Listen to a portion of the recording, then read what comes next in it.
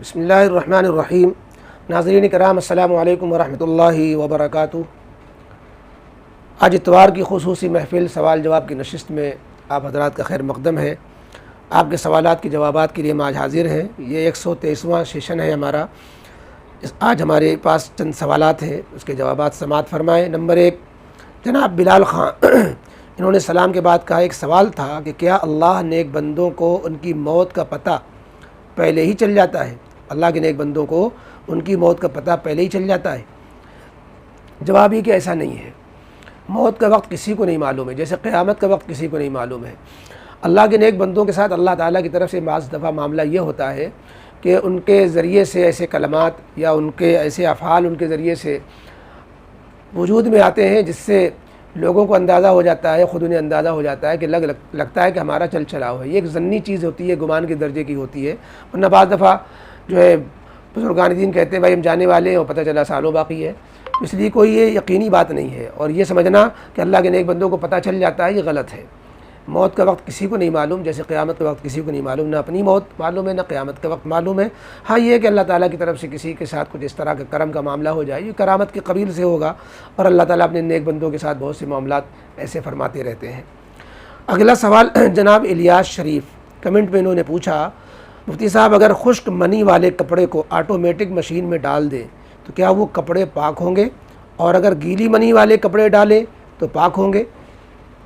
وہ جو automatic machine میں کئی مرتبہ پانی لیتی ہے اور پانی بہاتی ہے، کپڑے کو نچوڑتی ہے، تو ایسی صورت میں وہ تو پاک ہو جائیں گے، کیونکہ وہ منی خشک بھی ہوگی تو گیلی ہو جائے گی۔ گیلی ہونے کے بعد جب اس کو چلائیں گے تو پھیرے دینے سے وہ جو ہے اس کے ذرات بھی ختم ہو جائیں گے۔ اس لیے گیلی منی ہو یا خشک منی ہو، وہ کپڑے آٹومیٹک مشین میں ڈالنے سے پاک ہو جائیں گے، جبکہ پوری طریقے سے اس کو چلا دیا گیا ہو۔ اگلا سوال عائشہ انصاری سلام کے بعد کہتی ہیں، مفتی صاحب ایک سوال عرض ہے کہ اگر شکرانے کی نماز کی نیت پوری عمر بھر پڑھنے کی ہو اور وہ چھوٹ جائے عذر کے یا بنا عذر کے تو کیا حکم ہے؟ کیا وہ دوبارہ پڑھنی ہے، عذر والی بھی اور بنا عذر والی بھی؟ مہربانی کر کے بتا دیجیے گا۔ شکرانے کی نماز فرض واجب تو ہوتی نہیں ہے، نیت آپ نے کر لی کہ پڑھا کریں گے، نہیں پڑھ پا رہی ہیں، کوئی حرج نہیں ہے۔ ایک ہوتا ہے منت ماننا کہ میرے ذمے لازم ہے کہ اگر میرا یہ کام ہو گیا یا یوں ہی میں اپنے ذمے واجب کرتی ہوں کہ ایسا کروں گی، تب تو پھر اس کو کرنا ضروری ہے، نہیں کریں گی تو اس کا جو ہے کفارہ دینا پڑے گا۔ لیکن یہاں پر جو ہے صرف ارادہ ہے کہ روزانہ شکرانہ پڑھا کریں گے تو وہ چیز فرض واجب نہیں ہو گئی۔ موقع ہے پڑھ لیا ہے، عذر سے چھوٹ جائے بغیر عذر کے چھوٹ جائے کوئی حرج نہیں ہے۔ فرائض و واجبات کا اہتمام کرنا چاہیے کہ وہ نہ چھوٹنے پائے۔ شکرانہ اور یہ چیزیں نفل نمازیں یہ توفیق مانگے پڑھ لیں، اچھی بات ہے، چھوٹ جاتی کوئی حرج کی بات نہیں ہے۔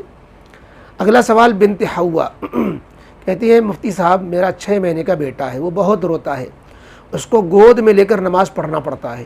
ہم اکیلے دہلی میں رہتے ہیں، شوہر ڈیوٹی پہ چلے جاتے ہیں، کوئی سہارا بھی نہیں ہے کہ اسی کے سارے بچے کو چھوڑ دیں، تو کیا بچے کو گود میں لے کر نماز پڑھنے سے نماز ہو جائے گی؟ اور اگر گود میں لے کر نہ پڑھیں تو نماز قضا ہو جائے گی؟ اکثر ایسا مغرب میں ہوتا ہے کیونکہ وقت کم ہوتا ہے، ایسی حالت میں ہمیں کیا کرنا چاہیے؟ دیکھیے گود میں لے کر نماز پڑھنے میں آپ نماز کیا ہوگی؟ آپ تو بچے کو کھلائیں گی پھر گود میں، تو آپ کئی منٹ لگتے ہیں نماز میں؟ 3 رکعت کی نماز مغرب کی ہے، پھر 2 سنت ہے، 5 منٹ سے زیادہ نہیں لگتے۔ تو آپ تھوڑا آگے پیچھے بچے کو بہلا کر کے، بچے تھوڑا بہت کھیلنے لگتے ہیں، پھر جو ہے پریشان کرنے لگتے ہیں، تو بہرحال کوئی نہ کوئی، اس لیے کہ بچہ کوئی آپ کا البیلا اس طرح نہیں ہے کہ پہلے تمام خواتین کے بچے ہوتے ہیں وہ نماز بھی پڑھتی ہیں، وہ گود میں لینے کی اس طرح ضرورت نہیں ہوتی۔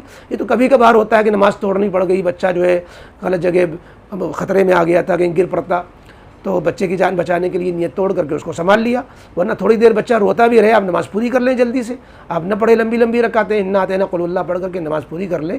بہرحال آپ کا یہ جو مسئلہ ہے کہ کوئی سارے والا نہیں، باہر پیشاب پخانے کے لیے آپ جاتی ہی نہیں جاتی ہیں، اس کے لیے بھی ظاہر ہے کہ بچے کو کنارے چھوڑ کے ہی جائے، یا جی کم از کم اس کو کنارے بٹھا کر کے ہی جانا ہوتا ہوگا۔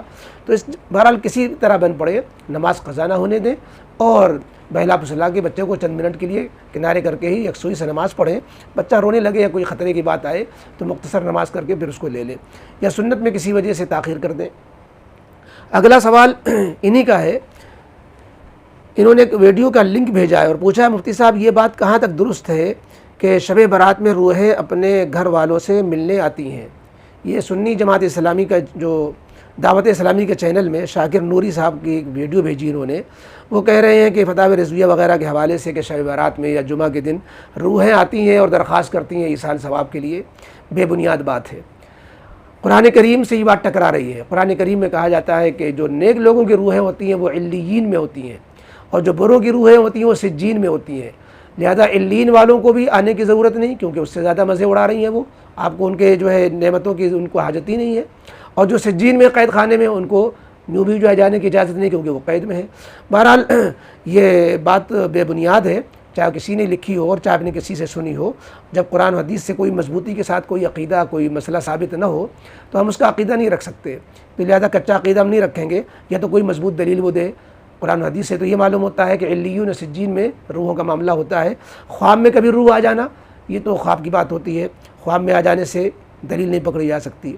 اگلا سوال کنگ خان کمنٹ میں پوچھتے ہیں، مفتی صاحب خواب میں مولانا کلیم صدیقی سے ملنا، پھر ان کا ہم سے ملتے ملتے ایک دم سے ہمیں بنا کچھ بولے بغیر ایک خالی میدان میں جا کر عبادت میں مشغول ہو جانا کیسا ہے؟ الحمدللہ مولانا کلیم صدیقی صاحب رہا ہو گئے ہیں، آپ ان سے رابطہ کریں، اپنا خواب بھی بتائیں اور خود ہی ان سے تعبیر پوچھیں، انشاءاللہ وہ اس کی تعبیر بہتر بتائیں گے۔ بظاہر ہی معلوم ہوتا ہے کہ ملتے ملتے ایک دم سے بنا کچھ بولے بغیر ایک خالی میدان میں جا کر عبادت میں مشغول ہو جانا، یہ اشارہ ہے اس بات کی طرف کہ دعوت کے کام ان کا جو ہے جس طریقے سے چل رہا تھا وہ کسی وجہ سے چھوٹے گا، اور تنہائی میں صرف عبادت ہی کر پائیں گے، جیسے جیل کی تنہائی وغیرہ، اس کی طرف اشارہ ہو سکتا ہے۔ آپ نے غالباً خواب یہ پہلے ہی دیکھا ہوگا جس کی تعبیر خود آ چکی ہے۔ اگلا سوال جناب وارث میمن صاحب، انہوں نے عدت والی ویڈیو پر کمنٹ کیا ہے اور پوچھا ہے کہ اگر وہ ماں کے گھر میں ہی ہو جس کو عدت گزارنی ہے اور اس کو پتہ چلے کہ آپ کا مرد نہیں رہا، انتقال کر گیا، تو پھر کیا کرنا چاہیے؟ اس کو عدت گزارنے کے لیے اپنے شوہر کے گھر آ جانا چاہیے۔ میکے میں ہے تو عدت گزارنے کا حکم یہ ہے کہ شوہر کے مکان میں عدت گزارے، لہذا اس کو کسی محرم کے ساتھ دن میں اپنے شوہر کے گھر آ جانا چاہیے اور پھر وہیں پوری عدت کرنی چاہیے۔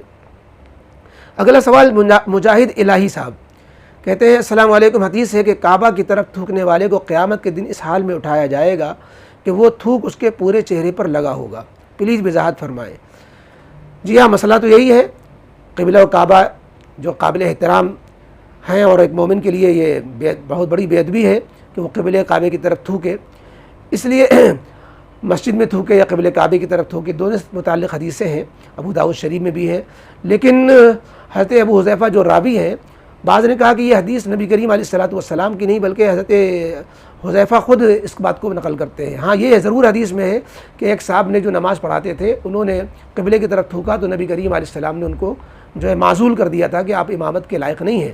اور یہ بھی ہے کہ قبلے کی طرف تھوکنے والے کا تھوک پیشانی کی طرف آئے گا قیامت میں، غالباً یہ جب ہے جب جان بوجھ کر کوئی ایسا کر رہا ہو، یہ سخت وعید جب ہی ہوگی، ورنہ جو ہے بے دھیانی میں اگر کسی نے تھوک دیا بعد میں خیال آیا، توبہ استغفار پھر بھی کر لینا چاہیے، لیکن وہ اس وعید میں شامل نہیں ہوگا، واللہ عالم۔ بعض حدیثوں میں اس طرح کا تذکرہ ہے، محدثین نے اس پر کلام بھی کیا ہے۔ بہرحال احتیاط کرنا چاہیے، قبلے کی طرف تھوکنے سے بالکل پرہیز کرنا چاہیے۔ وضو کرتے ہوئے بھی خیال کریں کہ دائیں بائیں ہو کر کے، ناک چھن کے دائیں بائیں کر کے جو ہے تھوکے، بالکل قبلے کی طرف منہ کر کے نہ کریں۔ اگلا سوال خالد حسین صاحب کمنٹ میں انہوں نے سلام کے بعد کہا، کیا عرش الہی محمد صلی اللہ علیہ وسلم کا کوئی ولی یا امتی دیکھ سکتا ہے؟ قرآن و حدیث کے حوالے سے جواب دیجیے گا۔ عرش الہی دیکھ سکتا ہے؟ آسمان میں تو کوئی جا نہیں پاتا ہے، ساتوں آسمان کے اوپر عرش الہی ہے تو وہاں کیسے دیکھ لے گا؟ خواب میں دیکھنے کی بات ہو رہی ہے، خواب میں شاید آپ دیکھنا کہہ رہے ہو تو کوئی بھی دیکھ سکتا ہے۔ باقی اپنے دنیا میں رہتے ہوئے دنیا کی آنکھوں سے عرش الہی کا معائنہ کرنا یہ کیسے ممکن ہے؟ اس کے لیے جب مرے گا، میدان محشر برپا ہوگا تو عرش الہی کی سب چیزیں نظر آ جائیں گی، اللہ تعالیٰ کا بھی دیدار ہوگا۔ اگلا سوال ابو سعید اعظمی ممبئی سے کہتے ہیں، بعد السلام عرض ہے کہ کیا دونوں قاعدوں میں تشہد پڑھنا واجب ہے یا اس کے بقدر بیٹھنا واجب ہے؟ دونوں قاعدوں میں تشہد پڑھنا واجب نہیں ہے، بعض فقہا کا قول ضرور ہے کہ دونوں میں واجب ہے، ورنہ پہلے قاعدہ واجب اور تشہد پڑھنا سنت، دوسرا قاعدہ فرض اور تشہد پڑھنا واجب، یہ تفصیل ہے۔ پہلا قاعدہ واجب، تشہد پڑھنا سنت، دوسرا قاعدہ فرض اور تشہد پڑھنا اس میں واجب ہوتا ہے۔ آپ کا دوسرا سوال ہے، طواف کے دوران اگر کوئی کعبے کو لگاتار دیکھتا رہے تو طواف درست ہے یا نہیں؟ مکروہ ہوگا، خلاف سنت ہے۔ نگاہ نیچے کرتے ہوئے طواف کہ چکر لگانا چاہیے۔ خانہ کعبہ کو دیکھنا عبادت ہے، لیکن طواف کے دوران عبادت نہیں ہے۔ طواف کے دوران نگاہ نیچے رکھنا یہ سنت ہے، لہذا کراہت کے ساتھ طواف ہوگا اور دیکھنا نہیں چاہیے طواف کے دوران خانہ کعبہ کو۔ تیسرا سوال آپ کا ہے میت کو قبر میں اتارنے کا اور رکھنے کا مسنون طریقہ کیا ہے، اور دفن کے بعد کیا تھوڑی دیر رکنا سنت ہے؟ جواب یہ ہے کہ میت کو قبلے کی طرف رکھا جائے اور چارپائی سے قبلے سے کی طرف سے اتار کر کے جو ہے لوگ اس کو قبلے کی طرف سے میت میں کو قبر میں داخل کریں اور اس کو اس طرح لٹائیں جس طریقے سے سونا زندگی میں قبلہ رخ ہو کر کے سنت ہے کہ دائیں کروٹ لٹایا جائے، پوری پیٹھ کو جو ہے دیوار سے ٹیک دیا جائے اور پورا چہرہ و وجود جو ہے سینہ قبلے کی طرف ہو جائے، اور پھر اس کے بعد پٹرے وغیرہ ڈال کر میت کو قبر بنا دی جائے۔ اور دفن کے بعد تھوڑی دیر اہل و عیال جو اہل خاندان تھے ان کو چاہیے کہ تھوڑی دیر رکیں، کچھ تلاوت کرتے رہیں، بیٹھے اپنی موت کو یاد کریں، اور جب سب لوگ چلے جاتے ہیں تو اس کے بعد تھوڑی دیر ان کو بھی رکنا چاہیے، 10-5 منٹ بھی رک جائیں اور اس کے بعد ایصال ثواب وغیرہ کر کے آ جائیں۔ اگلا سوال جناب جنید خان، انہوں نے کمنٹ میں 3 سوال واشنگ مشین کے حوالے سے کیے ہیں۔ نمبر 1، کیا مزی کے قطرے زیادہ مقدار میں کپڑے پر لگے ہو تو اس کو بھی الگ سے باہر دھو کر مشین میں دھونا چاہیے، اور مزی کو نجاست خفیفہ یعنی ہلکی نجاست کے حکم سے شمار کیا جاتا ہے تو اس کو ڈائریکٹ واشنگ مشین میں دھونا صحیح ہوگا؟ پہلی بات تو یہ کہ مزی نجاست خفیفہ نہیں ہے، نجاست غلیظہ ہے جیسے پیشاب، اور چونکہ وہ ایسی نجاست نہیں ہے جو جرم ہو یعنی اس کا جسم ہو جم جاتی ہو اور جو اس کا اجزاء پائے جاتے ہوں، ایسے اجزاء جو دلدار ہو، بلکہ یہ کپڑے میں لگتی ہے، گیلا ہونے سے جو ہے ملائم ہو جاتی ہے اور پھیرے دینے سے جب مشین اس کو چکر دے گی تو وہ چھوٹ بھی جاتی ہے، لہذا اگر مزی لگے ہوئے کپڑے مشین میں ڈائریکٹ ڈال دیے گئے تو وہ پاک ہو جائیں گے، بشرطے کہ پوری طریقے سے مشین کو فل چلا دیا گیا ہو۔ دوسرا سوال کہتے ہیں ناپاک کپڑے کو صابن سے دھونا فرض واجب ہے یا سنت؟ اگر صابن سے نہیں دھویا تو کیا کپڑا ناپاک ہی رہے گا؟ جی نہیں، صابن بالکل آپ نہ لگائیں، اتنا رگڑ دیں اور اتنی مرتبہ دھو دیں کہ جو نجاست تھی وہ پوری طرح صاف ہو گئی ہو، زائل ہو گئی ہو، اطمینان ہو جائے تو کپڑا پاک ہو جائے گا۔ صابن لگانا ضروری نہیں ہے، ہاں وہ خوش بدبو وغیرہ نہ رہے، صفائی اچھی طرح ہو جائے، اس کے لیے صابن لگایا جاتا ہے۔ تیسرا سوال، میرے پاس جو آٹومیٹک مشین ہے اس میں 4 بار دھونے کا آپشن بھی موجود ہے، تو میرا کسی بھی طرح کا ناپاک کپڑا، جسم وغیرہ والا ناپاکی یا بغیر جسم والی ناپاکی کا، بغیر باہر الگ سے ایک مرتبہ دھو کر نجاست کو ہٹائے بغیر سب کو ایک ساتھ دھونا صحیح ہوگا 4 بار دھونے کی صورت میں؟ جواب یہ ہے کہ اگر نجاست دلدار ہوئی اور 4 مرتبہ دھونے کے بعد بھی جب کپڑا پھیلانے چلے پتہ چلا اس میں اجزاء نظر آ رہے ہیں پخانے کے یا کوئی اور ناپاکی لگی ہوئی تھی، گوبر وغیرہ وہ دکھ رہا ہے، تو 4 مرتبہ کیا 10 مرتبہ آپ دھوئیں گے اور اس میں نجاست کے اجزاء باقی رہیں گے تو وہ کپڑا ناپاک کا ناپاک ہی رہے گا۔ تو اگر اجزاء والی نجاست ہے، دلدار نجاست ہے، تو اس کو پہلے بار دھو لینا ہی میں اطمینان ہے، اور ایسی منی مزی وغیرہ پیشاب اور کوئی گیلی نجاست ٹیپ کی کوئی چیزیں پتلی نجاست ہے تو پتلی گیلی یا خشک نجاست میں اس میں آپ واشنگ مشین میں جو فل آٹومیٹک ہو فل چلا دی جائے تو اس میں وہ کپڑے آٹومیٹک پاک بھی ہو جاتے ہیں، لیکن اجزاء والی نجاست میں رسک رہتا ہے کہ وہ اجزاء نکلے کہ نہیں نکلے۔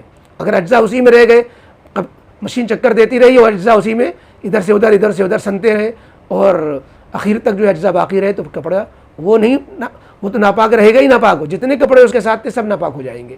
اس لیے اس طرح کی نجاست کو پہلے دھو لینا چاہیے پھر مشین میں ڈالنا چاہیے۔ آخری سوال سلمان گجرات کے ہیں، سلام کے بعد انہوں نے کہا مفتی صاحب ہم آن لائن EPFO یعنی آن لائن PF وڈرا کرنے کا کام کرتے ہیں، یعنی کسی کو PF نکالنا ہو تو ہم نکال دیتے ہیں اور اس کے پیسے بھی لیتے ہیں کام ہو جانے کے بعد، تو یہ کام کرنا جائز ہے یا نہیں؟ یہ PF کی پوری شکل آپ لکھتے تو پوری طرح سمجھ میں آتا۔ اگر یہ پرائیویٹ فنڈ مراد ہے آپ کا یا کوئی اور بینک کا کام ہے جو آپ کروا دیتے ہیں، تو اگر سودی معاملات اس میں شامل ہیں تو آپ کا اس میں تعاون کرنا یہ مکروہ ہوگا۔ باقی آپ کے لیے کام اور اس سے جو اجرت آپ کو مل رہی ہے یہ جائز ہے، آپ نے جو محنت کی تو اپنے حق محنت کے اعتبار سے، دوڑ دھوپ کے اعتبار سے یہ پیسے نکلوانے کے آپ پیسے لے تو سکتے ہیں، اجرت لے سکتے ہیں، لیکن اگر اس میں سودی معاملہ ہوتا ہے تو یہ اعانت علی المعصیت یعنی گناہ پر تعاون کرنے میں زمرے میں داخل ہونے کی وجہ سے یہ مکروہ ہو جائے گا، لہذا یہ کاروبار، یہ مشغلہ آپ کا مکروہ ہے۔ لیکن چونکہ آپ کا سوال مجھے ابھی کم سمجھ میں آیا ہے، آپ سوال کی تھوڑی وضاحت کریں گے تو انشاءاللہ آئندہ اس کا مفصل جواب آپ کو دیا جائے گا۔ یہ تھے آپ کے سوالات جو آپ کی خدمت میں اس کے جوابات عرض کیے گئے۔ اب ہم آپ سے اجازت چاہتے ہیں، دعاؤں میں یاد رکھیں۔ السلام علیکم ورحمۃ اللہ وبرکاتہ۔